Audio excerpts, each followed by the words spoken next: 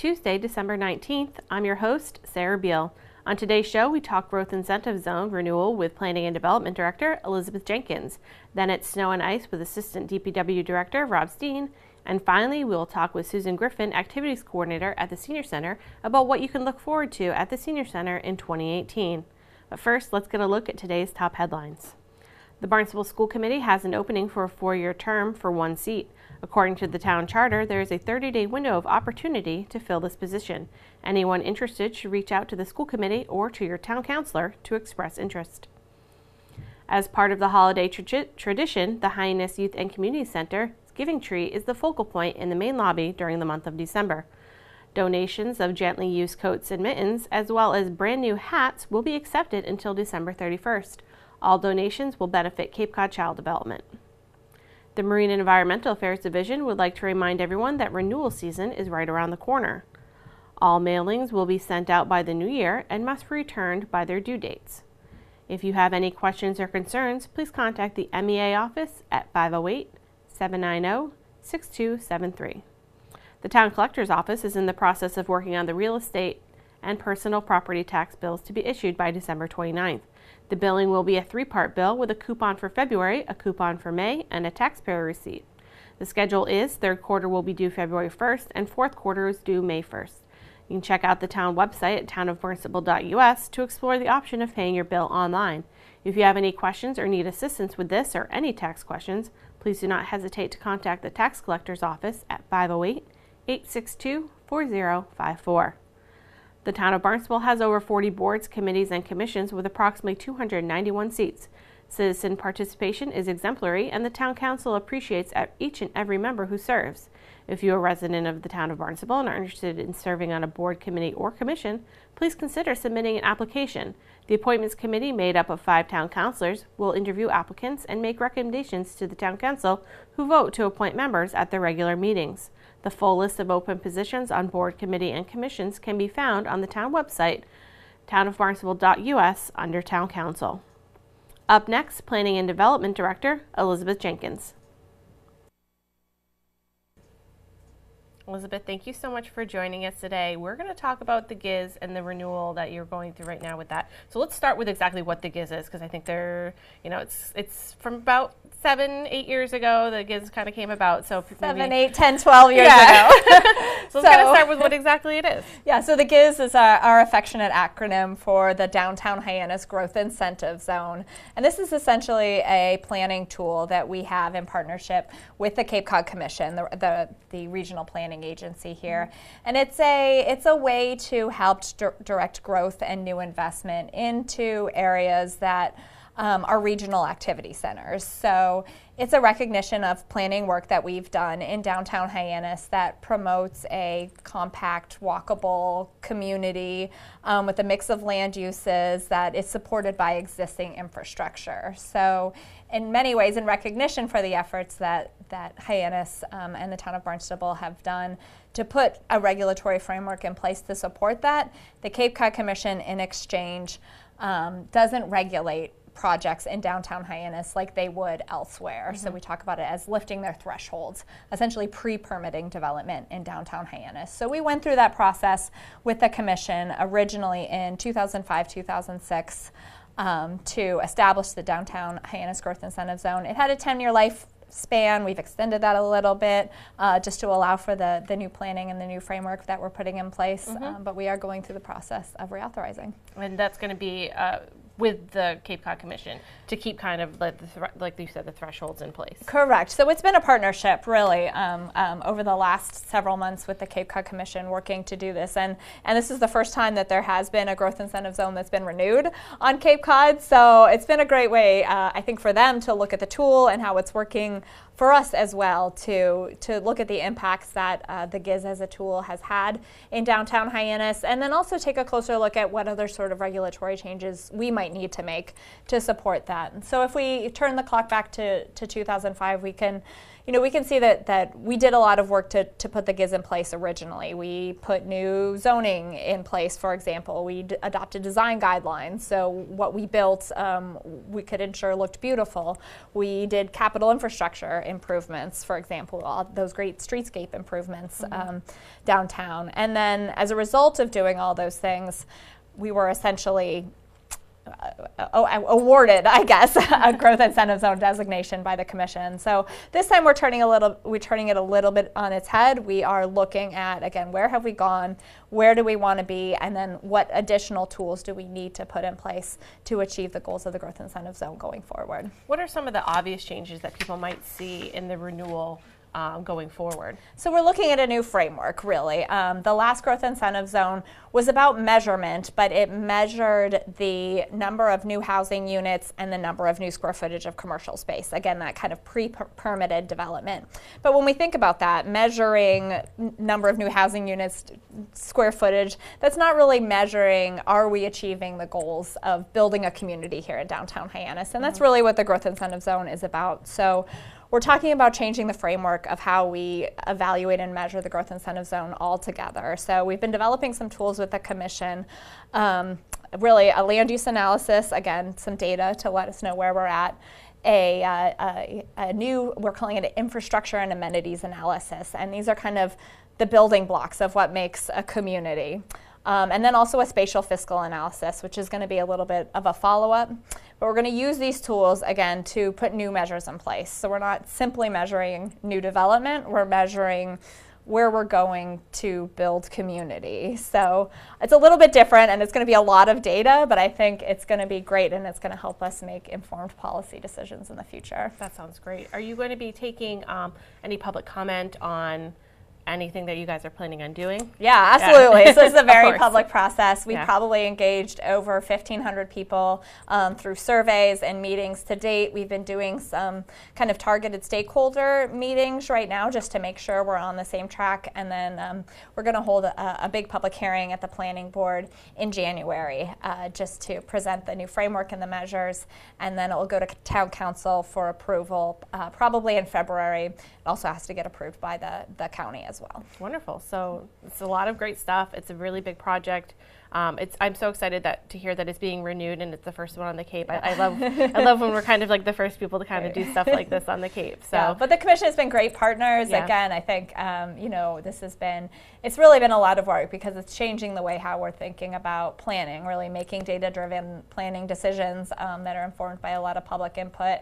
And I think from here it will lay the kind of put the framework in place that we need to tackle some of the other challenges that we have in downtown Hyannis, like modernizing our zoning and other sort of regulatory hurdles that we've identified. So it'll be a great place to start, and I think is going to put Hyannis in a really good place for the next 10 years. Excellent. Well, thank you so much for coming down and telling us all about it. Great, of course, happy to be here. Thanks.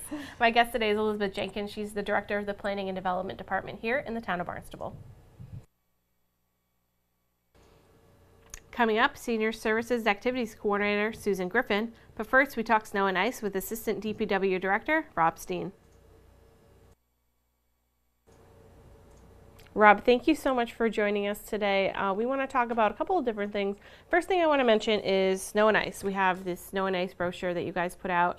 It's been a couple of years you've been putting this out, and I want to recommend to all of our viewers to pick one up if they can. It's on the town website. You can get it here at Town Hall. So let's kind of talk a little bit about the impetus for the snow and ice, brochure to let people know how this all kind of works. Sure. Well, first off, good morning, Sarah. How are Good you morning. today? Thank you.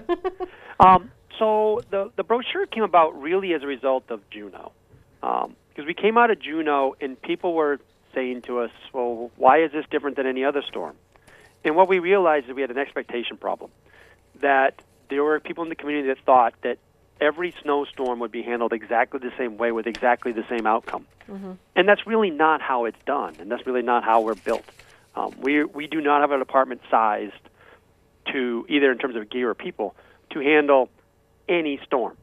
So you sort of build yourself to your sweet spot, and then make sure that people understand expectations going forward. So that's where that brochure came forward. It's really to convey to the public that, hey, with these conditions, these are the outcomes you can expect. Mm-hmm. However, if we get into these conditions, a B or a C storm, these are the outcomes you should expect, to try to calibrate everybody to the same place. Right. Make sure everybody understands and everyone's on the same page. I think some of the other important things that you can find in the brochure is, a way to stay up to date with storm communications. You guys do great stuff on the town website, through Channel 18, here on Channel 18, and also through social media. So, all of that's listed on there so that if people do have questions, they, gives them an idea of where I should go first to look for the information that I'm looking for about what's going on with the storm and what you guys are up to. Absolutely. And in fact, we're trying to use that, and we started that also just prior to Juno, frankly. Mm-hmm. Yep. We're trying to use that to convey to folks if things change. So, for instance, if we're out moving snow and it's ideal that you're not parking along Main Street at 2 in the morning, to try to convey that information. Right. So it's actually important for us in terms of how we're executing the storm that folks are plugging into that, and we're very thankful that you're rebroadcasting on Channel 18, and then Lynn Poignant, the communication director, is putting that out on Facebook, which seems to get pretty broad coverage. Yep. So between all those venues, we seem to be getting the word out about what we're doing, so folks know, look, we're out, we're working, here's some things that we're thinking about, and it'd be ideal if you could do these things. Wonderful, exactly. And the one other thing that I want to mention that this also has in it, it does suggest staking your property, which I think is important for the plows, and also important for your property, because if the plows don't know where your property is, you could have some damage.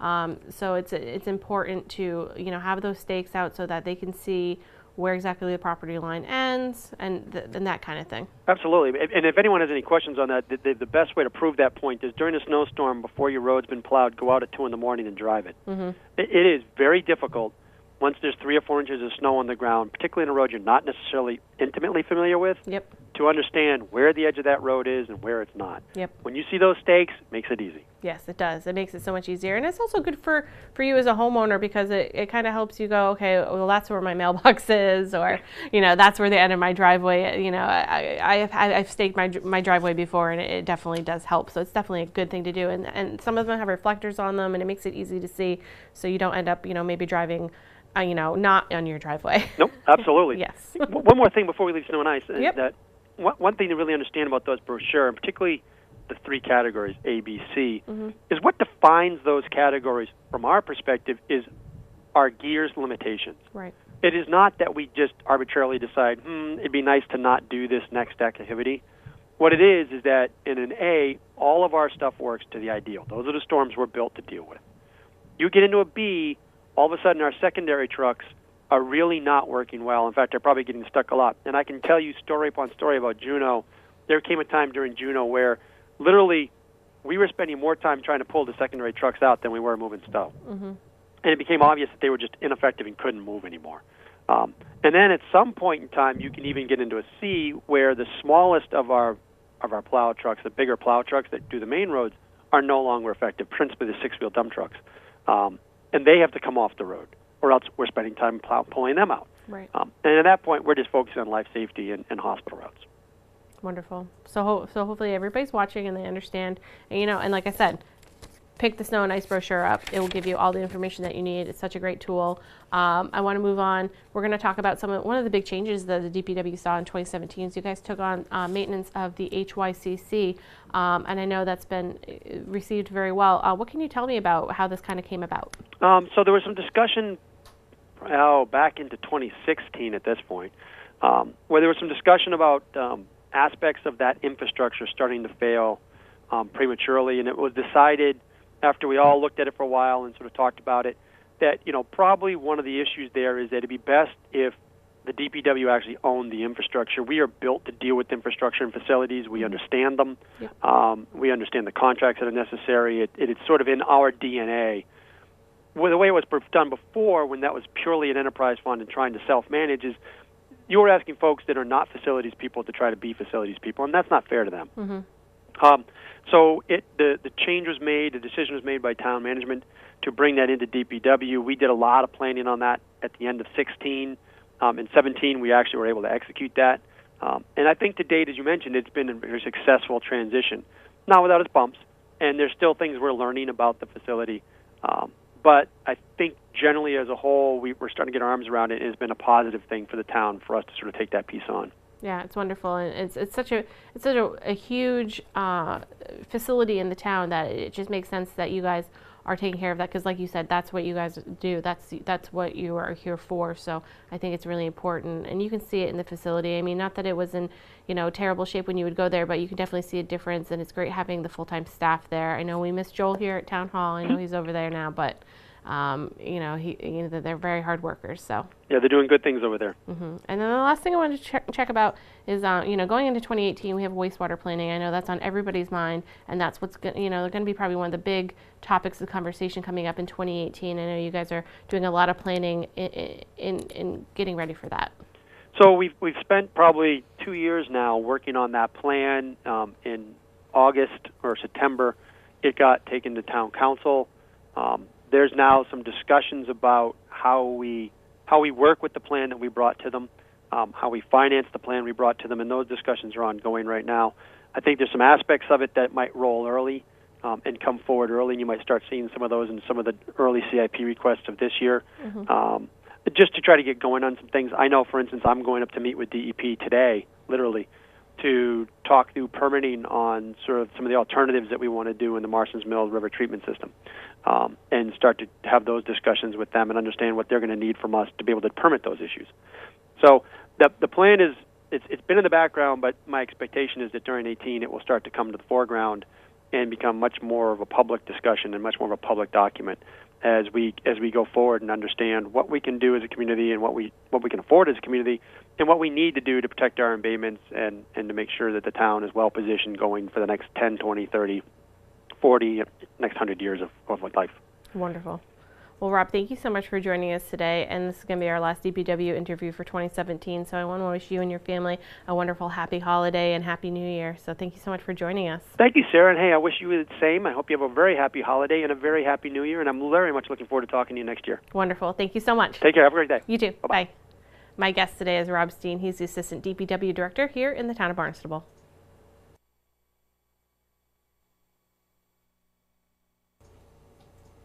Susan, thank you so much for joining us today. There's not a whole lot going on at the Senior Center through the rest of the year, but we want to talk about what's coming up in January, because I know that you guys are going to go right into 2018 full speed ahead. Yes, as always, as we're always. ready for the next new year. Wonderful. So let's kind of talk about what we got coming up. Maybe some new classes you have? We do. We'll have a variety of new exercise classes coming up. We're going to have quite a few new art classes and craft classes coming as well. We have a really interesting class, drawing on your iPad. So if anyone interested or that gets an iPad for Christmas that would like to come in and if they have any artistic ability, this is a pretty amazing instructor. So he's actually won awards for his artwork that he's done digitally. Oh, wow. Yeah. So that's so cool. Yeah, he's developed posters and things for the Boston Symphony Orchestra, and yeah, so he's pretty amazing. That's very cool. So we're honored to have him come in here and teach, and we're also going to, of course, if anyone gets a Kindle or Nook for Christmas, the Cotuit Library will be here, and they're going to teach you how to download books. Oh, awesome. I know that's a really important thing to know how to do, because those Kindles and Nooks, they're so great. You can use the library system to borrow books, just like you can go. And yeah. It's so great. And I know my dad got a Kindle a few years ago, and so we had to figure it out together, and we were able to. But if you have someone that can show you how to do all that, it's going to make that technology so much more user-friendly for you. That's so true. Yep. So true. We'll have, eventually, as the year goes by, we'll have our language classes, and a variety of events and entertainment, as always, here. Things are new every month. And then workshops on a variety of topics, from photography to, legal and financial issues, on compulsive cluttering. I mean, so there's a wide range. And a lot of programs on how to be safe, and that's so important to stay healthy and be able to stay at home for so many reasons. Yes. So we have a real wide variety of fun workshops, educational, health and wellness, and they are ongoing, and different ones each month, each week. And of course, we have our regular Ask the Nurse, and that's every week on Wednesday mornings. And we have a blood pressure clinic every Tuesday from 9 to noon. So, if you want to stay healthy and keep a good check on yourself, or you have questions and you want to ask a professional, and it's all free, just come on in. Wonderful. And has the newest version of the Compass come out with all this information in it? It is actually going to be mailed out the first week in January. Oh, wonderful. So people should be, looking out for that if they get it in the mail, or they can pick it up at the library, they can pick it up at the senior center, they can pick it up here at Town Hall, and they'll have all the information they need for all of these wonderful classes you have coming up.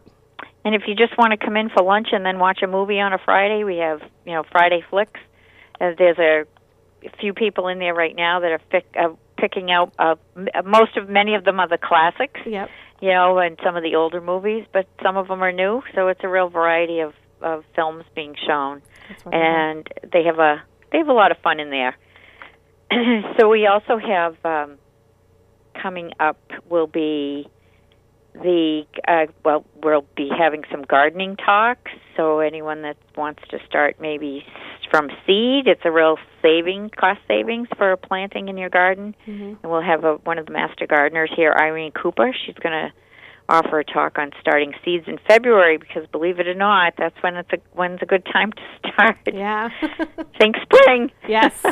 It'll be here hopefully before we know it, even though winter technically hasn't started yet. No. It feels like it, though, with the snow and the cold weather we've been having. I know. So as far as exercise goes, the range is from yoga to line dancing to drumming. So it's a huge range of getting fit and, whatever your interest might be, or something that will hopefully keep you interested and keep you exercising. Mm-hmm.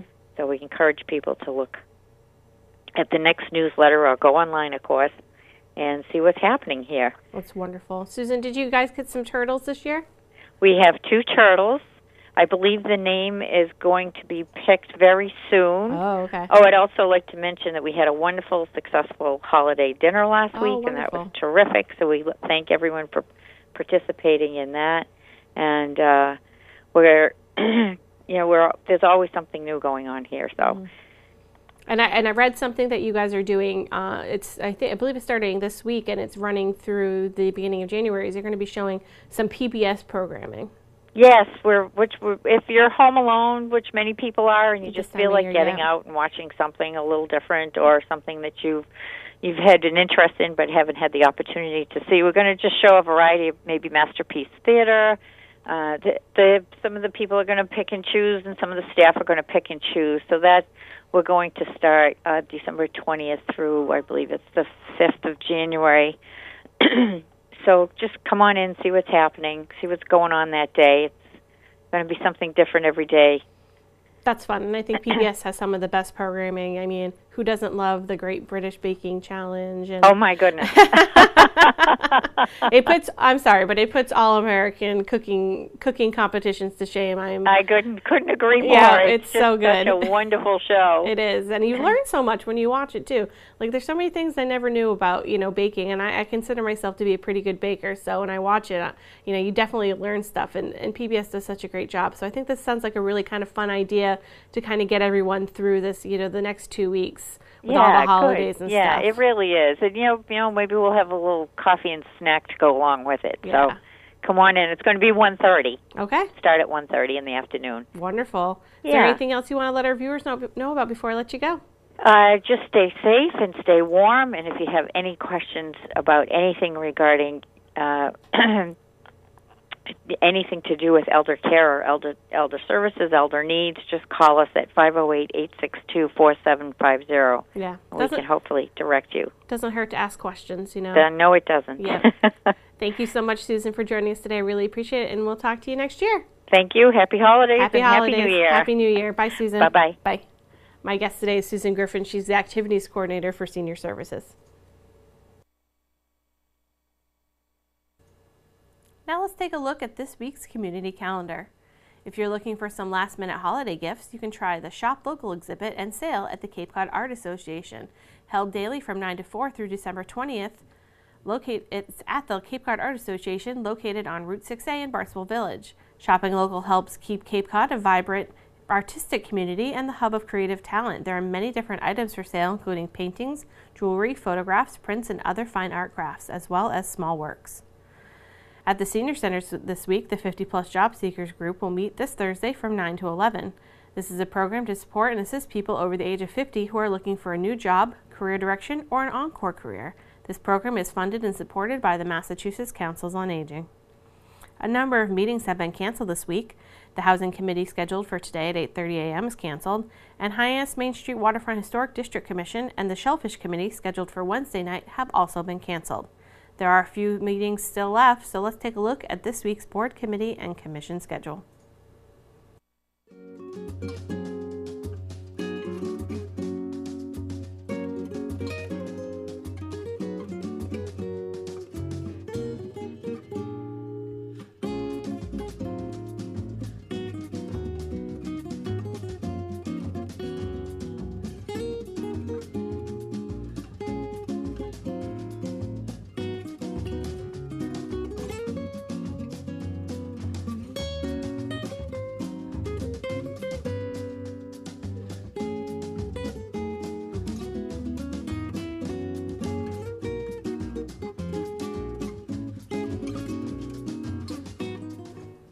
Thanks for joining us today. We will be back tomorrow with an all-new show. On tomorrow's show, we will have our weekly chat with Police Chief Paul McDonald. We'll take you to the new Cape Cod Coffee Cafe at the Barnstable Municipal Airport. And finally, we'll get a finance update with Finance Director Mark Milne. For Barnstable Today, I'm Sarah Beal.